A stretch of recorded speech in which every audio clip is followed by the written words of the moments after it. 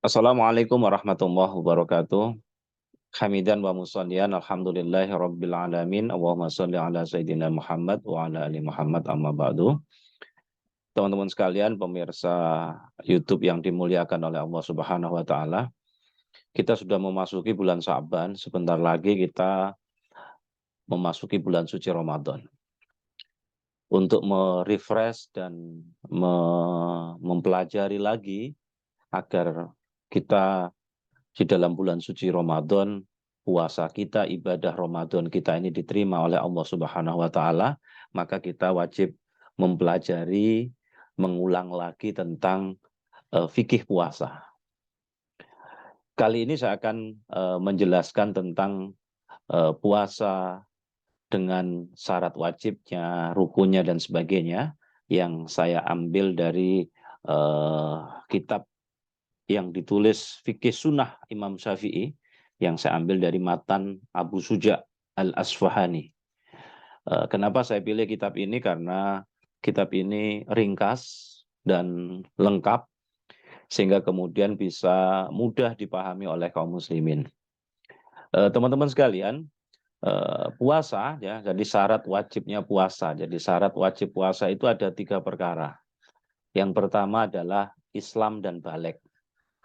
Kalau dalil yang mensyariatkan kewajiban puasa secara mutlak sangat tegas disebutkan oleh Allah dalam surat Al-Baqarah 183. A'udzubillahi minasyaitonirrajim. Bismillahirrahmanirrahim. Ya ayyuhalladzina amanu kutiba alaikumusiyam kama kutiba alal ladzina min qablikum la'allakum tattaqun. Wahai orang-orang yang beriman, diwajibkan atas kamu berpuasa sebagaimana diwajibkan atas orang-orang sebelum kamu agar kamu bertakwa. Ini dalilnya sangat jelas. Jadi syarat wajib puasa itu ada 3. Yang pertama harus Islam. Yang kedua adalah yang pertama Islam dan baligh. Jadi kalau kemudian anak-anak itu kemudian diajari puasa dan ketika dia belum baligh, maka ini dalam rangka untuk latihan. Maka pahalanya nanti kembali kepada orang tuanya. Agar nanti pada saat dia sudah baligh, dia sudah bisa menjalankan puasa Ramadan. Sedangkan dalil yang menerangkan kewajiban puasa Ramadan secara khusus juga disebutkan di dalam Al-Baqarah 185. Di situ Allah menyebutkan syahrul Ramadan alladzi unzila fihil Qur'an hudal linnasi wa bayyinatin minal huda wal furqan faman syahida minkumus syahra falyasumhu. Bulan Ramadan itu adalah bulan yang di dalamnya diturunkan Al-Qur'an sebagai petunjuk bagi manusia dan penjelasan-penjelasan mengenai petunjuk itu dan pembeda Al-Furqan itu apa? Pembeda antara yang benar dan yang batil. Karena itu barang siapa di antara kamu ada di bulan itu, maka berpuasalah. Ya, syarat wajib puasa tadi pertama adalah Islam dan baligh. Dalilnya sudah saya bacakan di dalam surat Al-Baqarah tadi. Mengenai puasa, Rasulullah bersabda kepada orang Arab Badui yang bertanya kepada beliau, beritahukanlah kepadaku puasa apa yang diwajibkan Allah atasku. Kemudian Rasulullah menjawab, puasa Ramadan. Hadis riwayat Bukhari dan Muslim. Jadi puasa Ramadan itu hukumnya wajib dan syarat wajibnya puasa yang pertama adalah apa tadi? Islam dan baligh. Yang berikutnya adalah berakal. Nah, jadi syarat wajibnya puasa selain Islam dan baligh, yang kedua adalah berakal. Nah, ini sejalan dengan hadis Rasul yang ada hadis yang menyebutkan rufi al-qalam an salasin. Artinya pena itu diangkat dari 3 orang. Siapa 3 orang itu? Anak kecil sampai dia baligh, orang tidur sampai dia bangun, orang gila sampai dia sembuh. Maka di sini orang yang berakal. Jadi syarat wajibnya puasa selain Islam, dia baligh, yang kedua adalah berakal. Kemudian yang berikutnya, syarat wajib sahnya puasa adalah mampu berpuasa. Jadi kalau sudah dia Islam, dia sudah baligh, dia berakal, dan kemudian dia mampu berpuasa, maka berarti ini syarat wajib bahwa dia adalah syarat wajib puasa harus dilakukan. Di dalam surat Al-Baqarah, wa 'alal ladzina yutiqunahu fidyatun ta'amu miskin.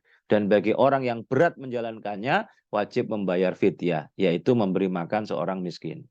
Imam Bukhari meriwayatkan dari Atha bahwa ia mendengar Ibnu Abbas membaca wa 'alal ladzina yutawwaqunahu fidyatun ta'amu miskin. Ibnu Abbas bertutur ayat ini tidak dinasah. tidak dihapus hukumnya. Jadi maksud ayat ini adalah maka orang-orang yang lanjut usia, wanita-wanita yang jompo, yang sudah tidak sanggup lagi berpuasa, maka mereka menggantinya dengan memberi makanan fakir miskin setiap satu harinya satu orang. Saya ulangi lagi, maka berarti syarat wajibnya puasa, satu dia Islam, Muslim, dia balik, yang kedua berakal, dan yang ketiga mampu berpuasa. Kalau kemudian syarat wajibnya puasa itu sudah terpenuhi bagi kita, maka tidak ada alasan kalau kemudian kita tidak berpuasa. Karena perintah puasa Ramadan tadi adalah wajib. Dan tadi syarat sahnya, syarat wajibnya puasa ada 3 tadi, Islam, balik, berakal, dan mampu berpuasa. Nah, sekarang rukun puasa. Apa rukun puasa itu? Rukun puasa itu ada 4. Yang pertama adalah niat. Niat ini dikerjakan sebelum terbit fajar dan setiap hari ketika akan berpuasa. Maka agar tidak lupa, biasanya setelah sholat raweh itu kemudian dibaca bareng-bareng. Nawaitu shaumahuddin an adai fardhi syahri ramadhana di sana di fardhulillahi ta'ala. Jadi niat itu harus dikerjakan. Kalau niat puasa wajib Ramadan itu niatnya di malam hari sebelum terbit fajar dan di setiap hari. Karena berdasarkan hadis, malam yubayyitis syam qoblal fajri fala siyama lahu. Barang siapa yang tidak berniat puasa pada malam hari sebelum terbit fajar, maka puasanya tidak berarti. Hadis riwayat Daruqutni. Jadi rukun puasa yang pertama adalah niat. Dan niat itu dikerjakan sebelum terbit fajar dan setiap hari ketika akan berpuasa. Yang kedua adalah menahan diri dari makan dan minum. Ya, yang ketiga menahan diri dari hubungan badan. Hal ini sejalan dengan firman Allah Ta'ala di dalam surat Al-Baqarah 187, wa kulu wasrobu hatta yatabayyana lakumul ghaitu, ya. Lakumul khaitu khaitul abyadu minal khaitil aswad minal fajri summa atimmus siyama ilal laili wa la tubasiruhunna wa antum akifuna fil masajid. Makan dan minumlah hingga jelas bagimu perbedaan ya antara benang putih dengan benang hitam, yaitu fajar. Kemudian sempurnakan puasamu sampai datang malam.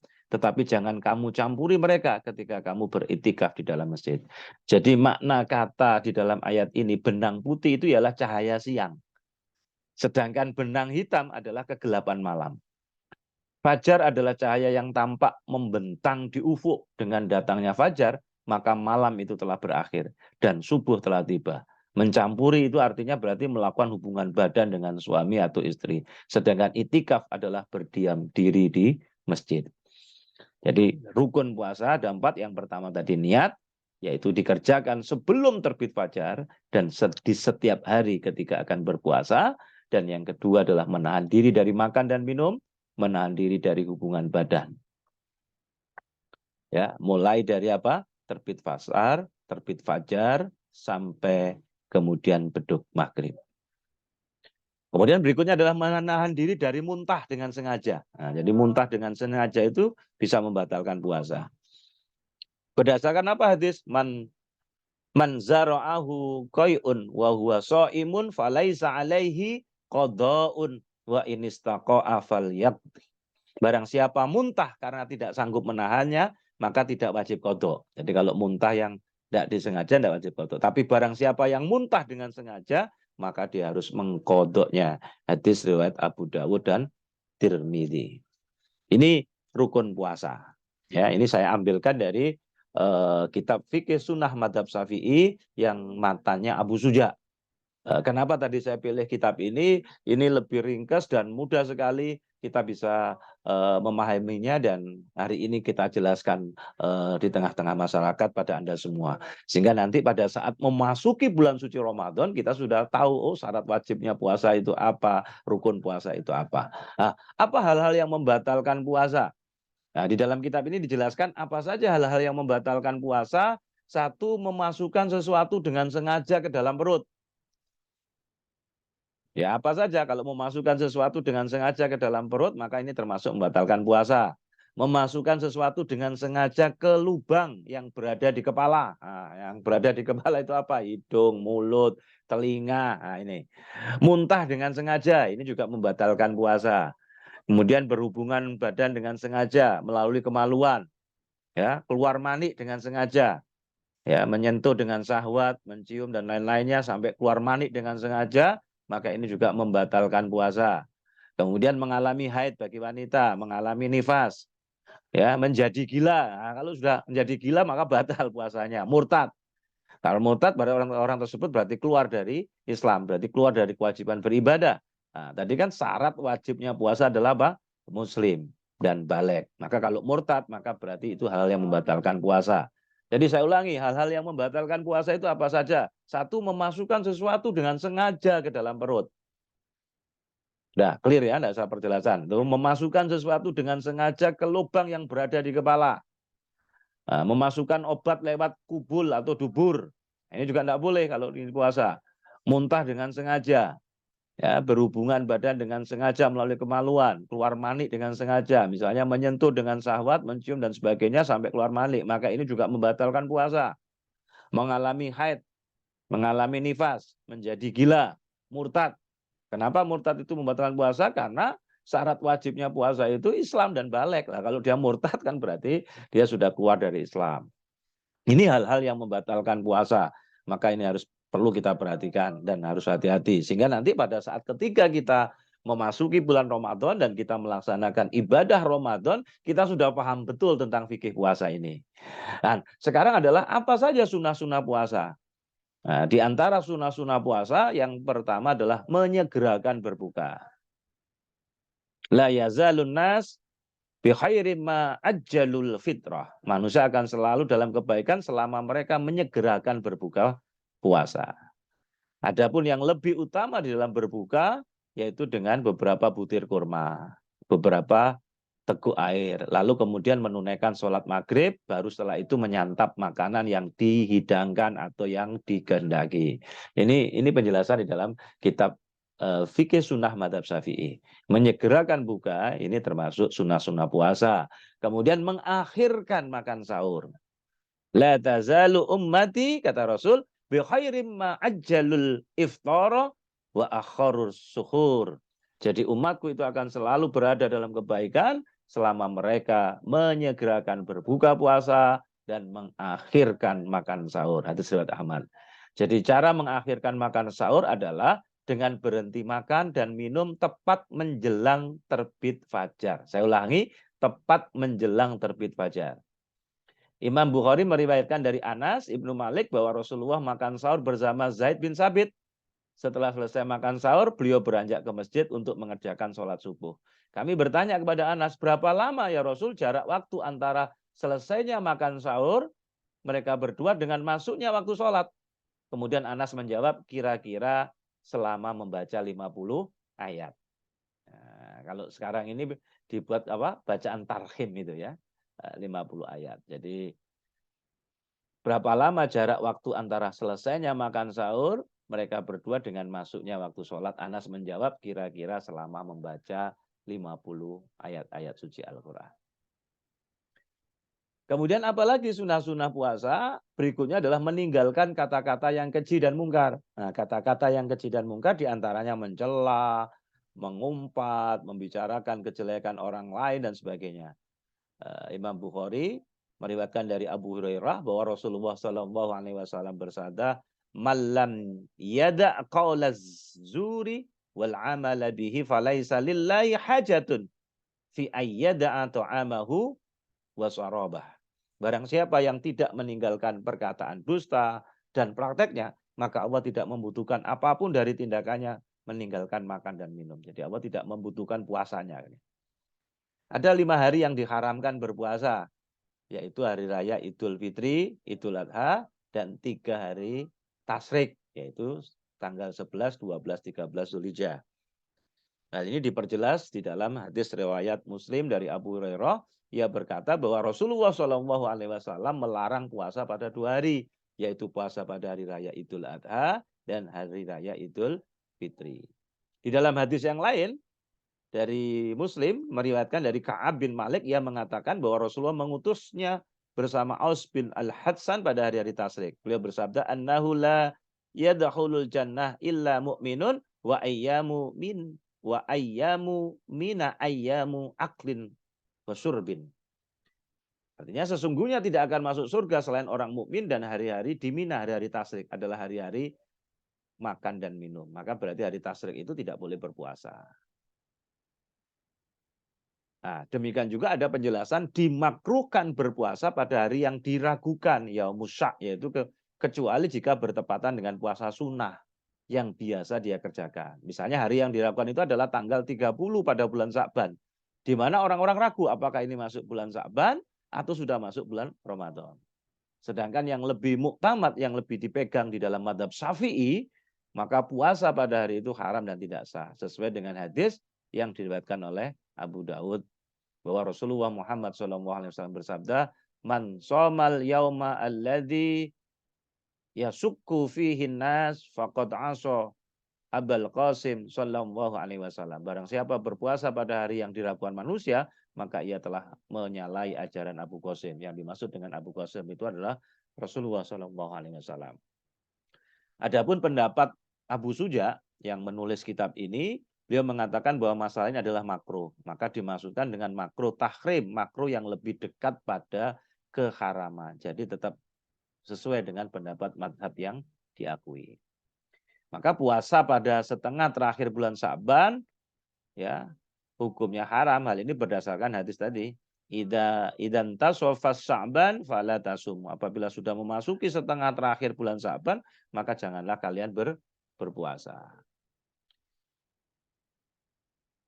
Di dalam redaksi Ibnu Majah disebutkan idza kana nisfu min Sya'ban fala shauma hatta yaji'a Ramadan. Apabila sudah memasuki setengah bulan Sya'ban, maka janganlah kalian berpuasa sampai tiba bulan Ramadan. Jadi keharaman puasa pada hari Syak yang diragukan atau setengah terakhir bulan Sya'ban dapat gugur apabila bertepatan dengan puasa sunnah yang memang biasa dikerjakan, atau jika menyambung puasanya dengan puasa sebelum setengah terakhir di bulan Sya'ban.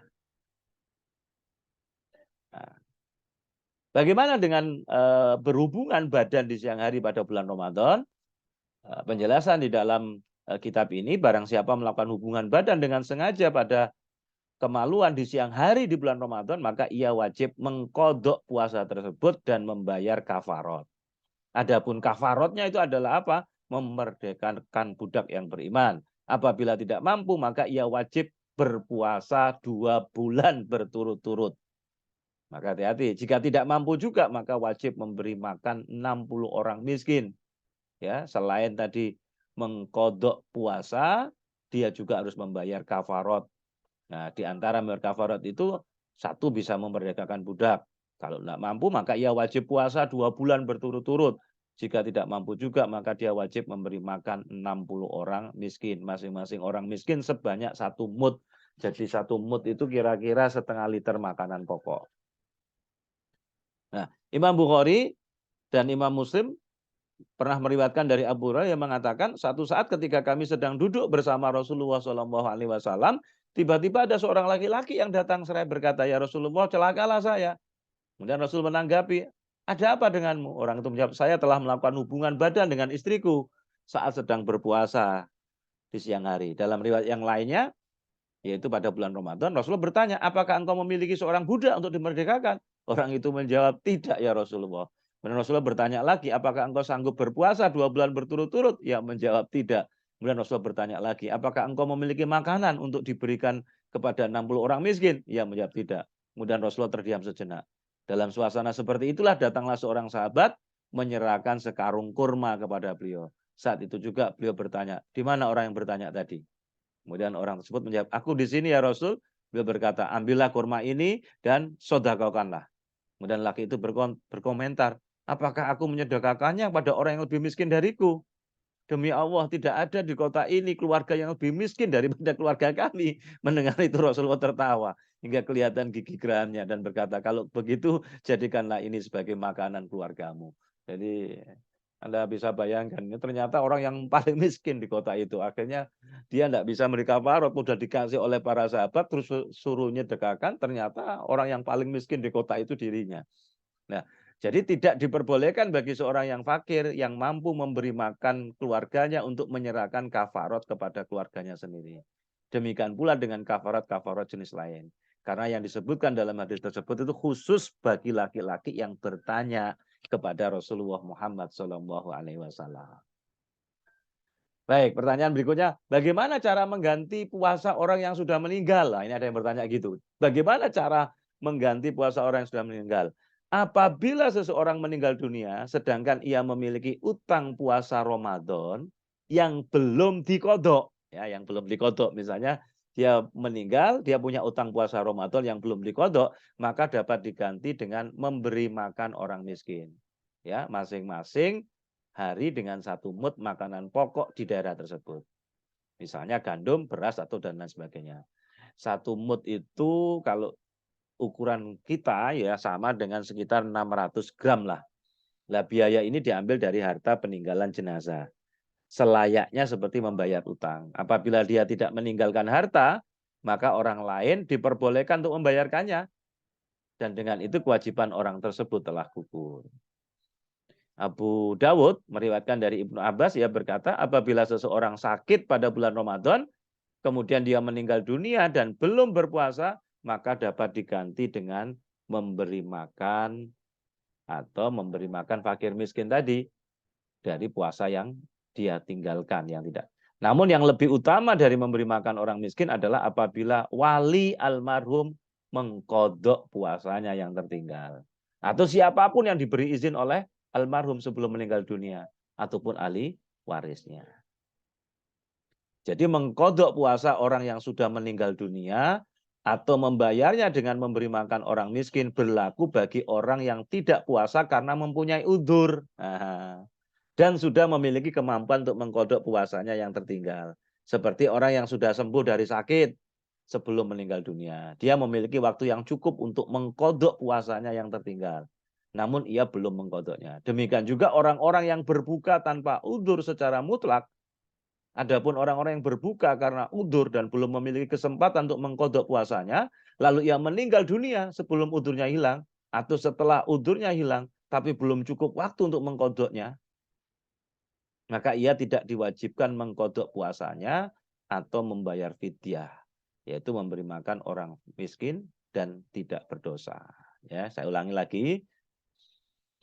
Adapun orang-orang yang berbuka karena udzur dan belum memiliki kesempatan untuk mengkodok puasanya, lalu ia meninggal dunia sebelum udzurnya hilang. Jadi dia meninggal dunia sebelum udzurnya hilang, atau setelah udzurnya hilang tapi belum cukup waktu untuk mengkodoknya, maka ia tidak diwajibkan mengkodok puasanya atau membayar fidyah. Nah, sekarang ada pertanyaan lagi, bagaimana hukum puasa orang yang lanjut usia? Wanita hamil dan menyusui.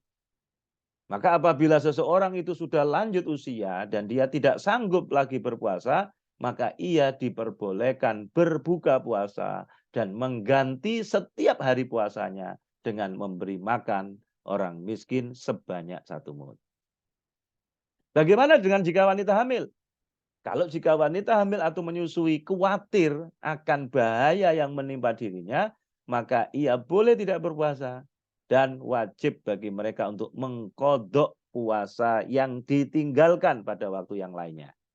Saya ulangi, jika wanita hamil atau menyusui khawatir akan bahaya yang menimpa dirinya, maka ia boleh tidak berpuasa dan wajib bagi mereka untuk mengkodok puasa yang ditinggalkan pada waktu yang lain.